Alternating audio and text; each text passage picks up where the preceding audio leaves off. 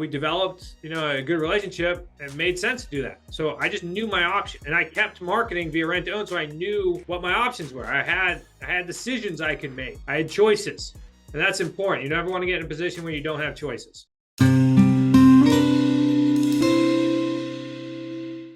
A good sized multifamily comes across my desk. I know the people to send it to, and I'll be able to participate in that deal if the deal goes through.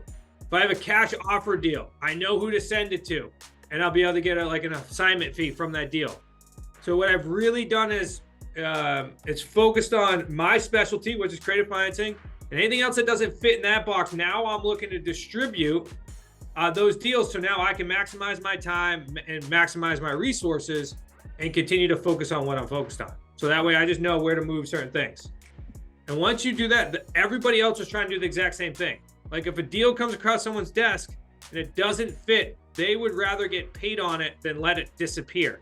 And what you're looking for are deals that are getting placed in front of you, so that way you don't have to spend the time and effort to go find them. So everybody in this real estate ecosystem is all doing the exact same thing. You just have to know how to communicate with each one of them, because now what you're doing is you're going to the top of the food chain and saying, here, give me all these things that you don't have, that don't work for you, instead of going and searching for them in the bottom of the food chain. Does that make sense? We've done this, and just to give you context, we do this a lot with Smart Real Estate Coach, right? We do events hosted by somebody else's network. So I go and I collaborate with a business development relationship with that person. So that way I don't have to send out a bunch of Facebook ads to that group. No, they get me in front.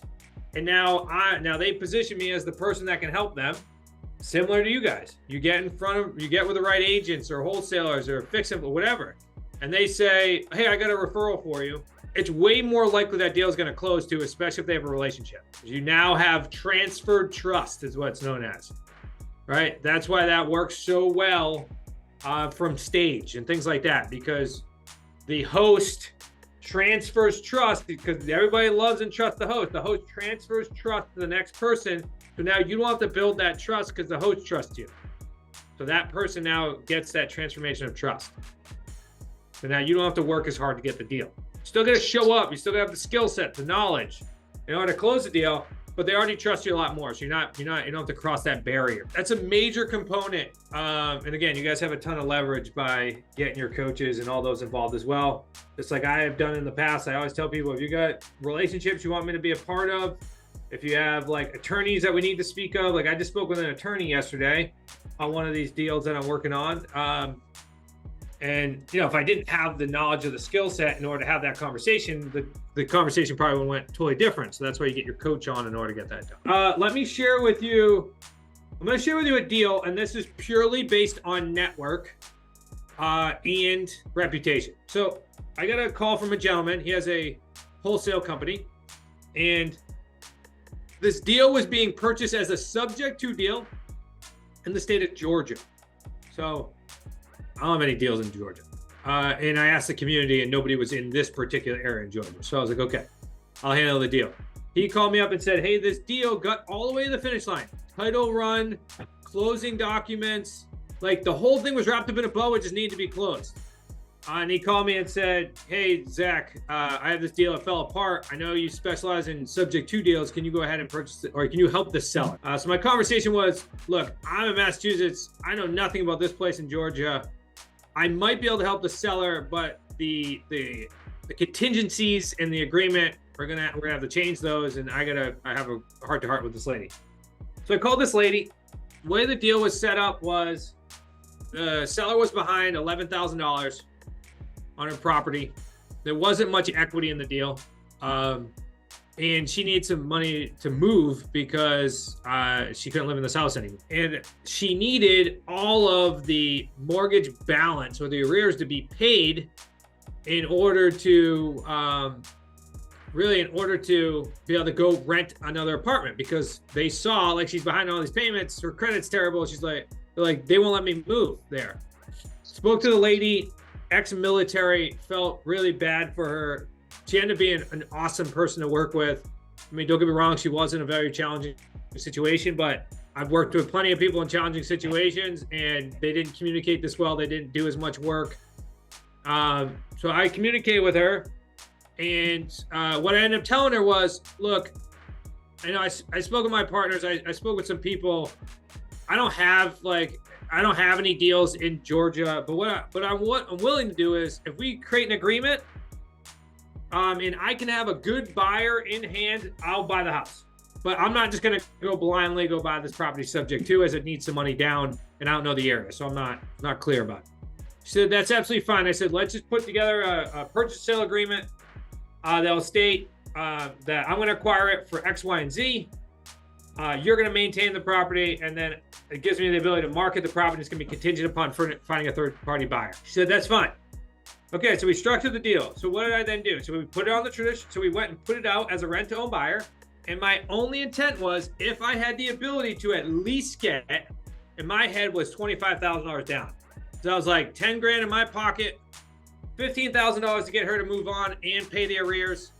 And I got 10 grand in my pocket, and then I got a rent-to-own buyer, which this property would have probably spit out $300 to $400 in cash.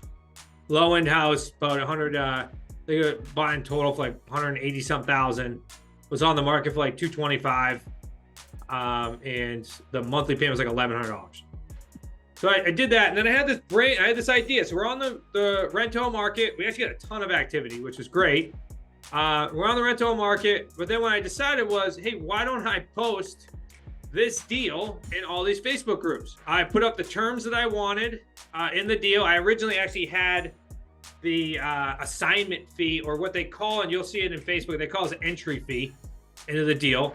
And I had it broken down like, I need an entry fee of X, Y, and Z. I think I originally had it out for like $15,000 for me, and the $15,000 for the other person. Because I was like, if I'm going to sign this deal, and my brain went like this.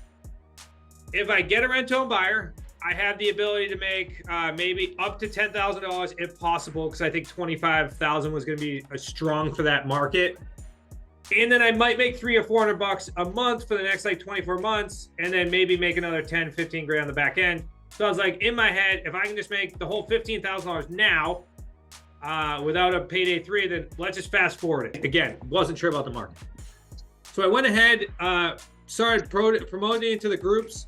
And I had a gentleman reach out to me. He said, I buy a lot of, he's actually part of Pace Mortgage Sub 2. He goes, I have a handful of subject to deals that I do rentals in that very specific area. Can we talk about the deal? So sure, I called him up, negotiate. It took us about maybe 15 days to walk through the details and negotiate. And then we ended up getting it closed. So from start, when I took the property under agreement, to close was less than 30 days. We just closed on it last week. We did everything remotely with a title company. I've never seen the property. I've never met the seller. Never met the buyer. We did all remotely with a title company. And I ended up walking away with $9,200 assignment fee. The arrears got caught up, and the seller got the $5 grand that she needed. And now that particular buyer has another rental property for him. Worked out for him because he was in it for 25 grand he's in for basically 10%. And the seller got to walk away, and then I had the ability to make $9,200 with never seeing a property nor spending a single dollar on marketing ads, nothing.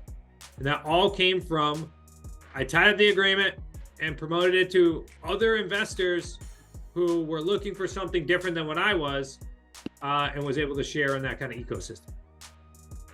Does that make sense? What questions do you guys have on that? Zach, your original 10,000 you were thinking, was that a number where you're just shooting from the hip, or did you look at some of the like broad brush numbers and come up with 10,000? Of course, yeah. So I went and did rental. I went and did comps.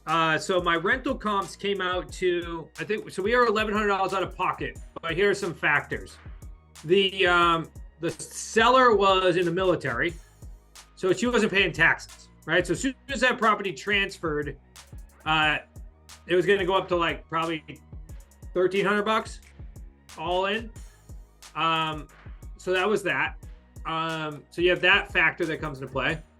Also, if I place a rent-to-own buyer in the house, if I'm getting $10,000, I'm very likely just putting it in the bank, because I don't want to worry about because that's about 6 months if somebody defaults.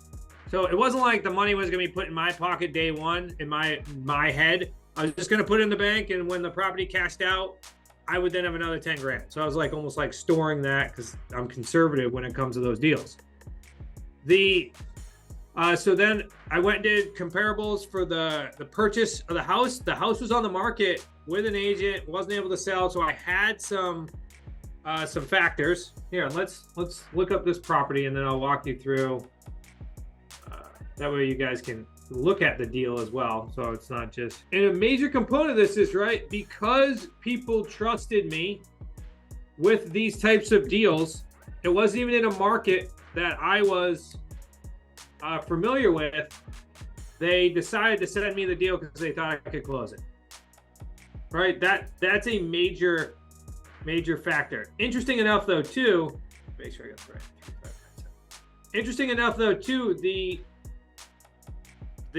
buyer on this deal, I don't know why he would do this. I think it was a little bit more risky, but that was up to him. The buyer on this deal,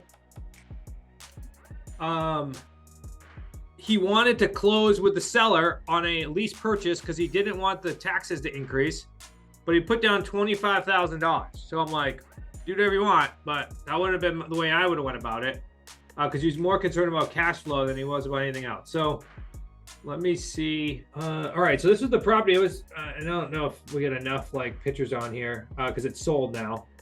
But a nice little house. I mean, good condition. The seller actually throughout the process as I was showing it was painting, was doing everything she could. We had it on the market. So we originally went on the market at 1900. I didn't get a lot of activity. As you can see, this is when I originally put on the market, 1220. The closing was like last Friday is when it actually officially closed. So less than 30 days. But then I changed it because I said we don't have a bunch of activity. So I aggressively, as you can see, just because we couldn't, the seller was going to continue to pile up arrears and the foreclosure process was going to happen more quickly if we didn't catch her up. So I didn't have the luxury of time. So I aggressively went, I said I gave it a week, and then I aggressively went to 1700. We started to get a ton of activity because we had 3 or 4 good applications for rent to own as well.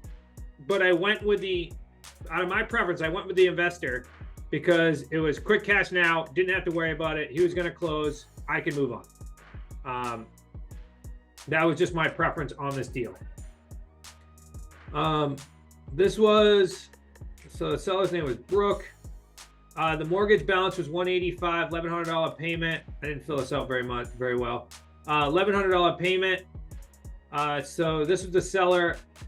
Here's we had buyer applicants, buyers. There's actually a lot more than this, but as you guys work in your buyer system, it actually accumulates in here as well. It's pretty cool. I put together comps, I believe. Let me double check. I thought, hold on, let me go to uploads. So I thought I put together comps. We already received the home inspection because literally everything was in a package. Let's see what this is.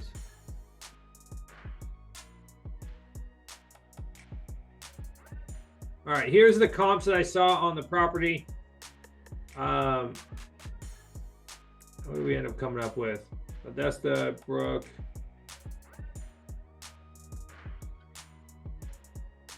Yeah, comps were a high of 211, and a low of 205. I think I sold it for basically 2099 is what it ended up coming out to. So with my 9200, with the catching up the arrears and all that, we were in it. The seller was, or the buyer was in for like 2099. So we worked out on this deal, but I believe I originally had it on the market for 225. 225 for rent to own buyers. Because I think I estimated out like $60-something thousand in the total deal, or no, $50-something thousand in the total deal, or I could receive 10 grand now and kind of move on, not worry about it. Make sense? What questions do you guys have? It's only a few of you, so ask away. Zach, quick question for you. You'd mentioned that you'd gone through Facebook groups. Were they locally oriented? Were they national, based on theme? I get a lot of leads from the local ones, like general leads. Not all of them are open to seller financing, you know what I mean? Or subject to deals. But there are lots of deals that you can get in the generalized Facebook groups, like seller financing homes, or like subject, like there's lots of them that I would still participate nationally, because then I would post in those groups telling them you're interested in looking for these types of deals in these areas. Yeah. Let's think about all you have to do is get one deal. Yeah. So I was curious whether it was something that you explored with connected investors, or whether this is something where, again, you found Facebook being more productive. I've never done anything with connected investors, like that software. Yeah. I know the owner, but I've never actually done connected investors. I certainly should look at it now that you bring that up. But this has been very easy for me to do, because I just do it when I'm sitting there anyways. Like if I was sitting there watching TV, I'm just posting on Facebook and prospecting. Like that's just what I'm doing. So on my phone, I can do it on my downtime. That's how that's how all these things happen. It's not like, in full transparency, I'm not like saying, I'm going to go build an hour and a half on Facebook in order to prospect. And I should have been more clear on that. I just do it when I have downtime. I'm just like, okay, well, I'm sitting here. Let me go make a post. Let me see who's responding to it. And then I'm just communicating via messages until I get them to a point where I ask them for their information, their number, and then I just jump on a phone call. And Zach, question, just to be clear, there's a lot of posts of properties that are already locked up, they're already under contract, and a lot of these quote unquote and wholesalers are looking to get a 10% entry fee, similar to what you did in Georgia. But that's not what you're focused on. You're focused on direct to seller, if not a wholesaler, somebody that hasn't necessarily locked up the deal yet. Is that right? Both, because I'm looking for people that can consistently send me deals. And if you find some good ones, then like some good wholesale, I know a handful of them now. They will literally tie up the subject to for me, and then I pay them like 10 grand, or whatever that may be. I don't know what that number is, but there are lots of them out there, and they're trained, especially with this subject to movement. They're trained to tie up deals, but they're not buying them. So now what we do is we communicate with those people, because especially, again, if this isn't like a move you can make today, it certainly is going to be one that you can make in 6-12 months when you have a handful of deals. Because in my personal opinion, as you continue to grow your real estate business, you would rather pay for a deal than have to pay for the manpower and the searching and like all that. Like that's time and effort. Unless somebody, instead you communicate with a couple wholesalers and you say, when you get these types of deals, I'll pay you 10 grand. They'll send them to you every single time. They know that they can flip this deal to you and you can buy it and you don't have to go look for them. That's like right now, right? There's always two factors, tends to be. You either have a lot of time or resources and money. And what's going to happen is right now you spend a lot of time, which is fine, absolutely fine. Been doing it forever, still do it. But then there's also the opportunity as you get more deals and you're gonna have more resources or capital to reinvest in these deals.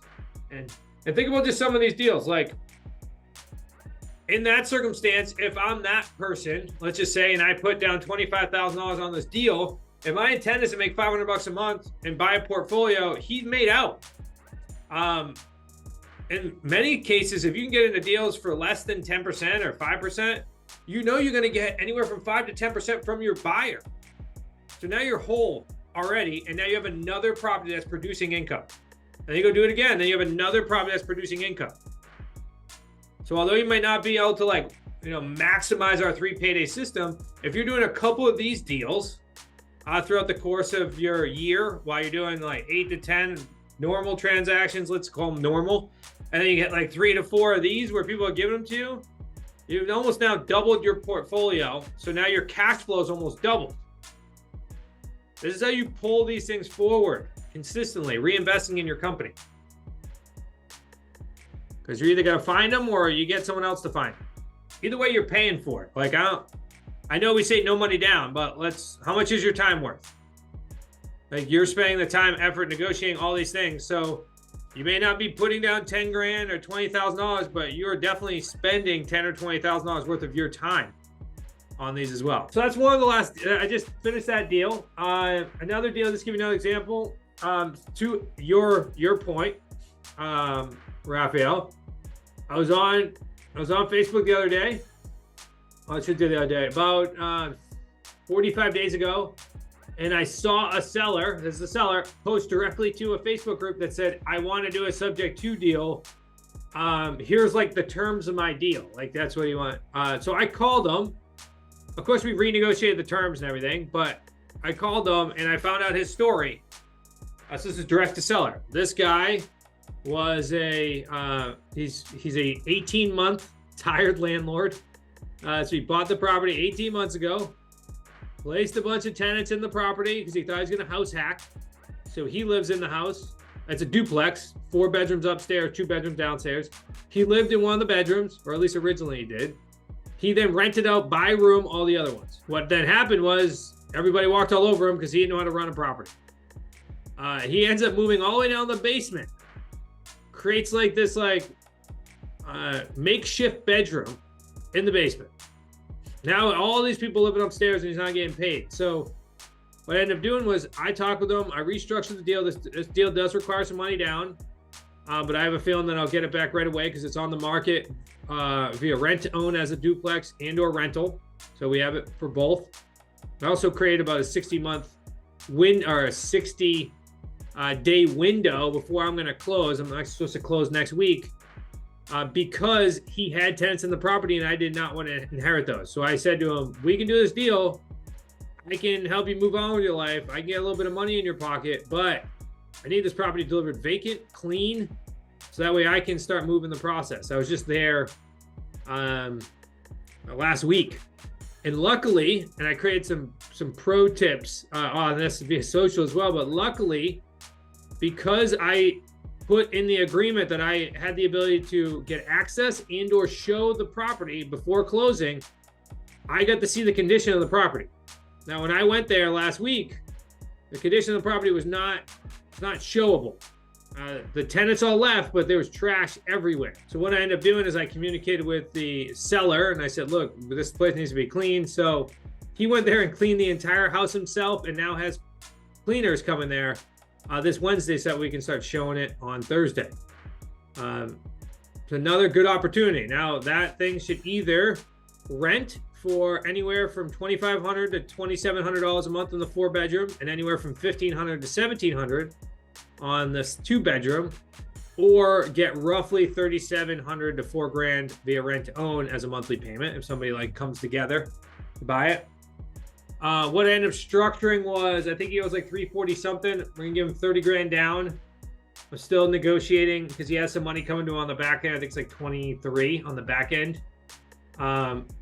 Potentials, if I have a rent-to-own buyer in place, I might just try to give him like 37 and cancel the rest of the money. So now, and it's on the market right now for 450. It should go anywhere from 425 to 450. It should cash flow anywhere from $500 to $800 to $1,000 on this deal. Subject to deal, subject to no end date. So, and that's a 5.21% interest rate. Again, found this on Facebook. So you might be saying again, Zach, like I don't have the 30 grand to do it. Well, if you have a good deal, you can find money.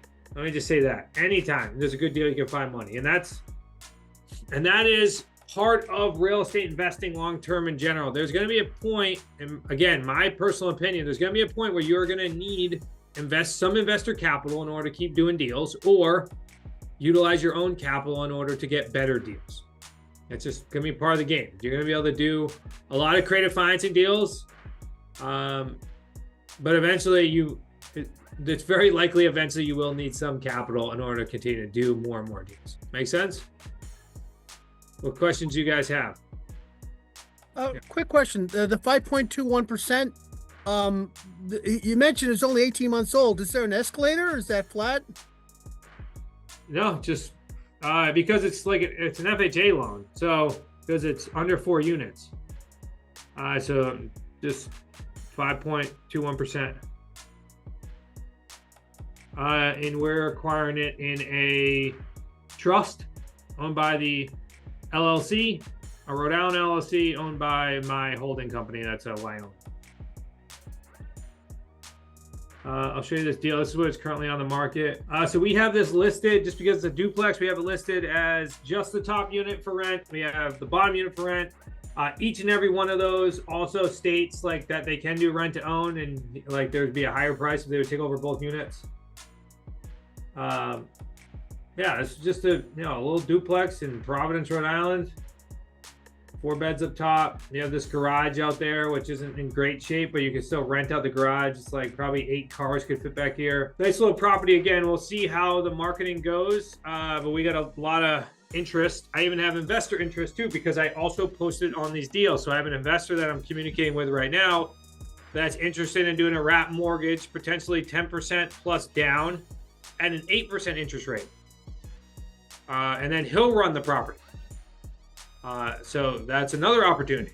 So I guess what I'm encouraging you guys to do as well is like, don't discount the ability to work with another investor too if you have a good deal. Like some of these, you're going to want nice rent to own buyer in it. You're going to keep them, but it's also doesn't hurt to have your options out there to be like, all right, what other avenues do I have?